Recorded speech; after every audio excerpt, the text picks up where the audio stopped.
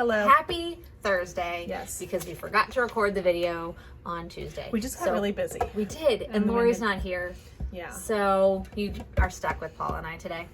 You are. But we'll make sure we don't forget on this upcoming Tuesday. Right. So, full disclosure, Paula knows this. I came in complaining. I don't want to complain because I did it to myself, okay, for the record. This weekend was my in-laws' 50th wedding anniversary celebration. We had people in town. There were lots of parties. I made horrible food decisions. I drank alcohol a lot, multiple times. Horrible food decisions, lots of snacking, lots of toddler food. So, I restarted phase 1 on Tuesday. So there we go. Time for a tune-up. It's time for a tune-up because if I don't catch it now, and part of it is self-inflicted. Like, I didn't have to do a tune-up. I could have just made smarter choices over the last month, but I didn't. So here we go. And honestly, if I catch it now, I'm only doing phase 1 for like 5 weeks, tops. And then I'm back into maintenance. So not a big deal. So that's my goal. Anyway, stay tuned. All right, so Paula has questions. Yeah, so She's over me today. since we were just talking about going back to phase 1, let's start there because there's okay. a few things. There's one question especially for that. Okay. One related. Okay. So why did you decide to do phase 1 now? And do you have like a timeline, and how did you decide that? Yeah, so I do have a timeline. I only want to do phase 1 for 5 weeks. I don't know why mentally. I just feel like that's just a more manageable time period to cut myself off. Plus, I don't have that much weight to lose. It's the normal 7 pounds-ish that I'm up. 7 to 10, depending on... I didn't weigh... I'm saying 7 to 10 because I did not weigh myself on Monday. Even though I started... I restarted phase 1. I did not weigh myself, but I was up 7 pounds from maintenance weight. I have been the last couple weeks, so 7 to 10, give or take. So it shouldn't take me longer than 5 weeks to accomplish that goal. And so again, I think that when I do a tune-up, I've had people do it only for a couple weeks, and that's fine.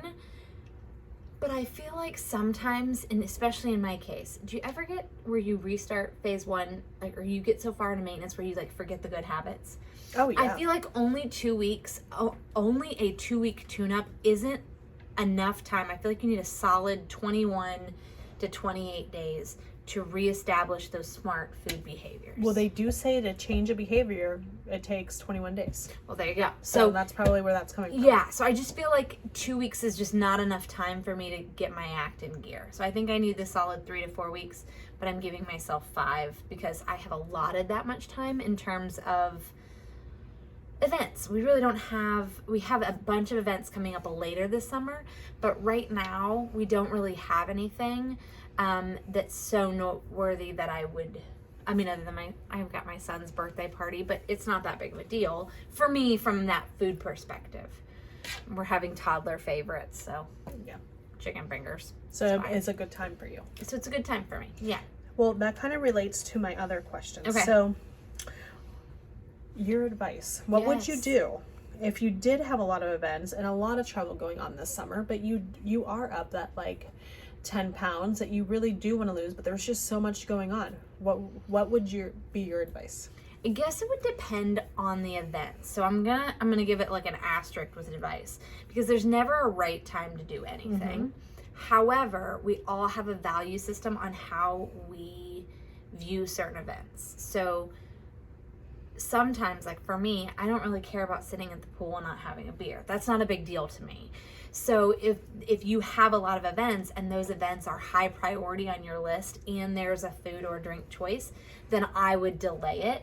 I'd work on really prioritizing so that we don't make that 5 to 10 turn into 10 to 15 to 20. But I probably wouldn't do phase 1 because if you're going to do it, you want to do it right. Doing this program 95% of the time, it's not going to work. So if you can't invest everything into it, I wouldn't do it. But at the same time, I'd also evaluate, are these things really super important? And sometimes they are and it's not worth it, but sometimes they're not. And if they are, just make sure that we incorporate some healthy eating because you don't have something every single day. There's no way. No, there's not. So what to do on the days that you are not doing so that the days that you are, you can enjoy. You're not going to gain.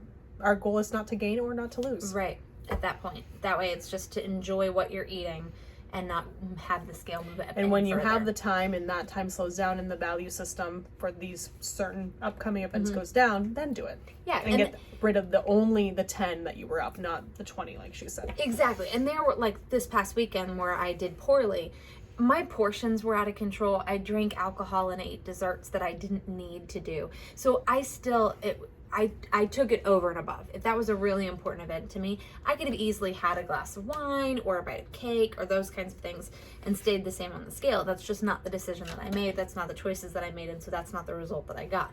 But I think in the back of my head, I kind of knew I was going to restart phase 1, so I kind of used that as an excuse. She has been talking about it.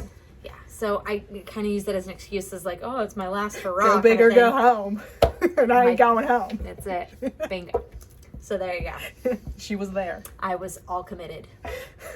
All the bad food choices, all the booze. So there's that. Okay, so now getting back to like a phase 1 type of question, since we're now on phase 1, tune up. Yes. What are different ways to cook vegetables that you've used, that like the common ones that you actually like? So I love to grill vegetables.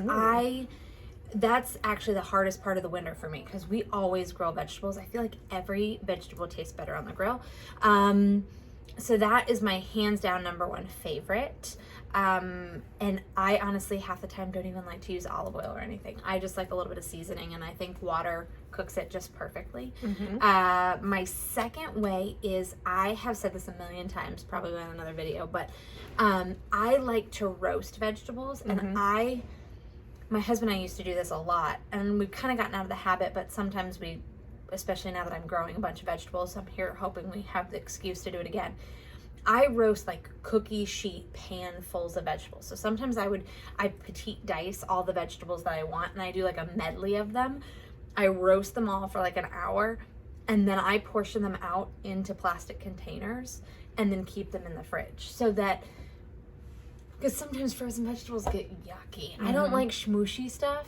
And I'll like use different seasonings each week to keep it zesty almost, you know what I mean? So you're having the same vegetables, but you mix it up.